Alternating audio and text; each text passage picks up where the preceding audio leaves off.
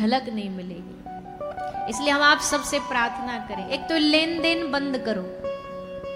ये ब्याह शादियों पे के नाम पर ये जो लेना देना होता है ना, जो दहेज की प्रथा है, अब आप हमको ये बात याद आ गई है इसलिए हम बोल रहे हैं, नहीं तो हम भी सीधा भी बाल लीला पर ही चलेंगे, पर अब आ गई है बात तो बिना कह रह भी नहीं सकते। ये लेन देन बंद करो, ये बालक बालिकाओं का ये बेचना लेना आदान प्रदान बंद करो।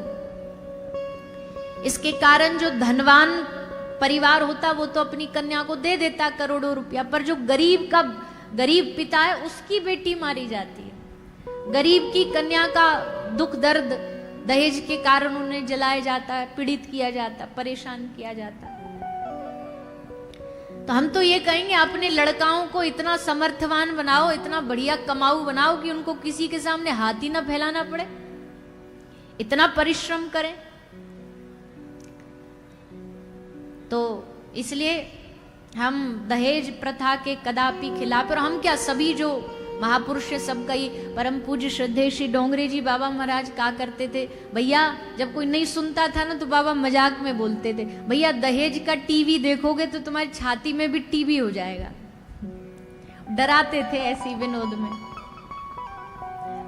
तो ऐसा हम सब ना करें। बाकी दुनियादारी में तो कुछ ना कुछ चलता ही रहेगा। हम सही बात बोल रहे हैं, गलत बात बोल रहे हैं, बोलिए ना। सहमत हो आपकी? हाँ जी, हम अपने छोरे का ब्याह करेंगे, हम दहेज नहीं लेंगे। कौन कौन सहमत है? हाथ उठा के बताओ। अच्छा, इसमें वो ना हाथ उठा देना जो लिए बैठे पहले से, कि हमारी तो ऑलरेडी छुट्टी, हमको क्या जरूरत है, हम तो नहीं भैया।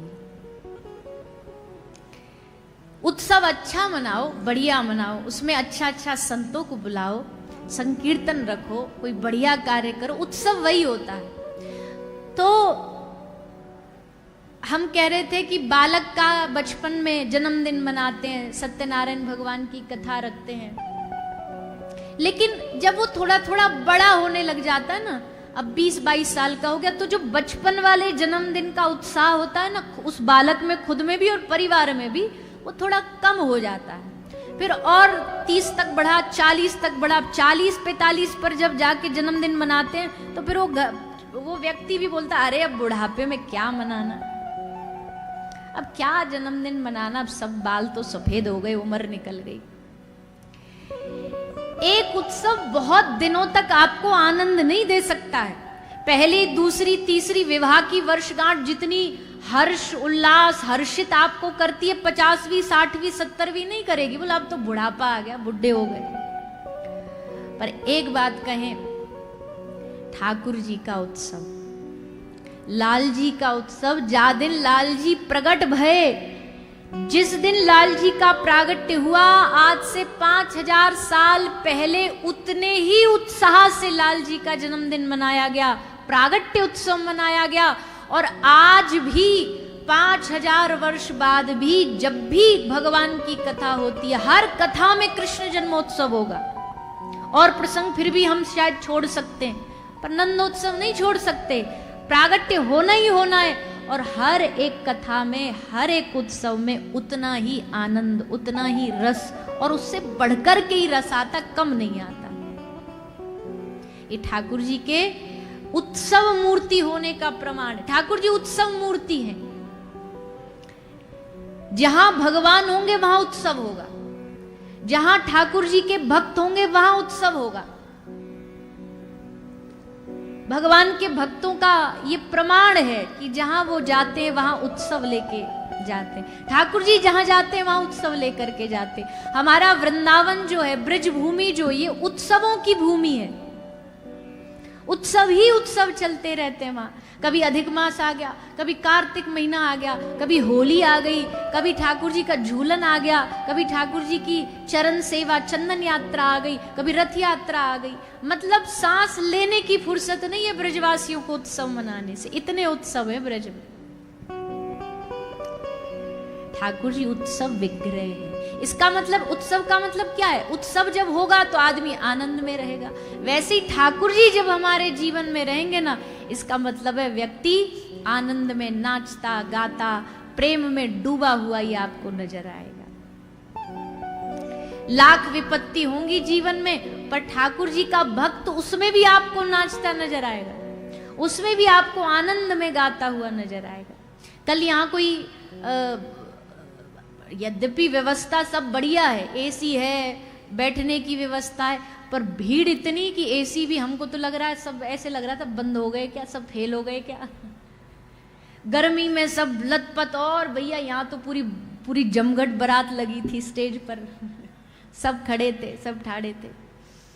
अब देखा जाए तो अब व्यवस्था है कि भैया गर्मी है, प्यास लग रही है, लोग आगे आ गए, इतनी भीड़ हो गई है, लेकिन उसके बाद भी अगर घर कोई गया होगा ना और घर वालों ने आपसे पूछा होगा कि भैया आज कथा कैसी रही, तो आपने ये नहीं कहा होगा अरे मर गए हम तो आज कथा में जाके, परेशान हो गए आज तो हम। आपने क्या कहा होगा, अरे आज तो बड़ा आनंद आया, ठाकुर जी के उत्सव में आज तो बड़ा रस आया। संसार के उत्सव में नहीं होता ये। संसार के उत्सव में आदमी एक आध घंटा नाच लेना तो चित्त पड़ जाता है। जब ब्याह शादी हो जाती है पूरी, उसके बाद घर वालों की दशा देखो। जब लड़की विदा कर देते हैं तो घर में ऐसा सन्नाटा छाता है कि भैया अब तो बस एक दिन तो कोई उठाए ही ना। पर ठाकुर जी का उत्सव, ठाकुर जी के उत्सव में पूर्व में भी आनंद है, ठाकुर जी के उत्सव में वर्तमान में भी आनंद है।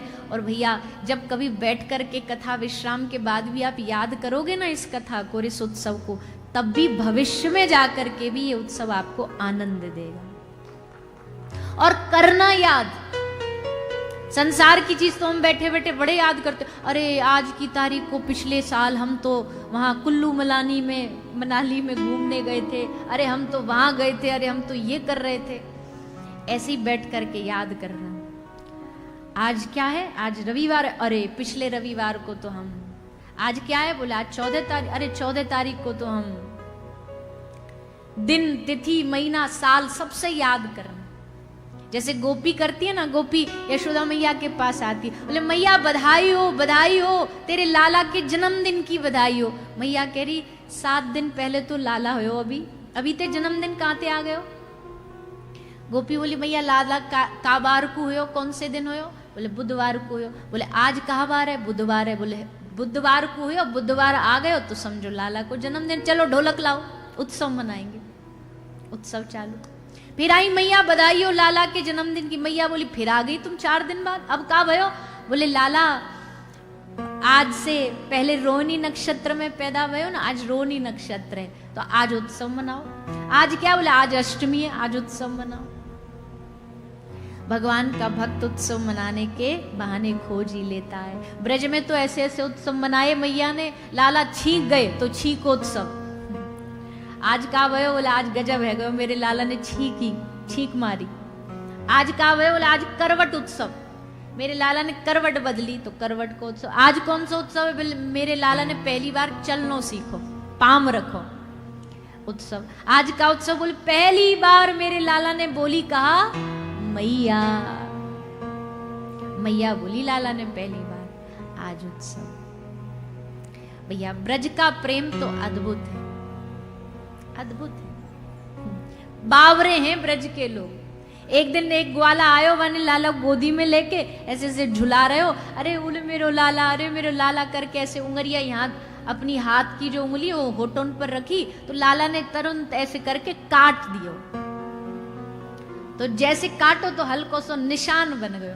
अब जैसे निशान बनो तो वो ग्वाला पूरे ब्रजवासी को वही निशान दिखातो डोलो, बोले देखो लाला ने काटो है, देखो लाला ने मोकू काटो। सबको जा जाके दिखा रो, सबको जा जाके प्रणाम करवा रो, सब देख दे, आहा अच्छा लाला ने काटो, वाह वाह। दूसरों बोलो आज तो भी कटवा के लाऊं, चल वाह को हाथ पकड़ के आ गए। लाला कह रहे लाला या को भी हाथ काट दे। दूसरों तीसरे बुला लाओ, लंबी लाइन लग गई नंद महल। बोले क्यों खड़े हो तुम सबरे, बोले अपने हाथ को लाला पे कटवाने खड़े।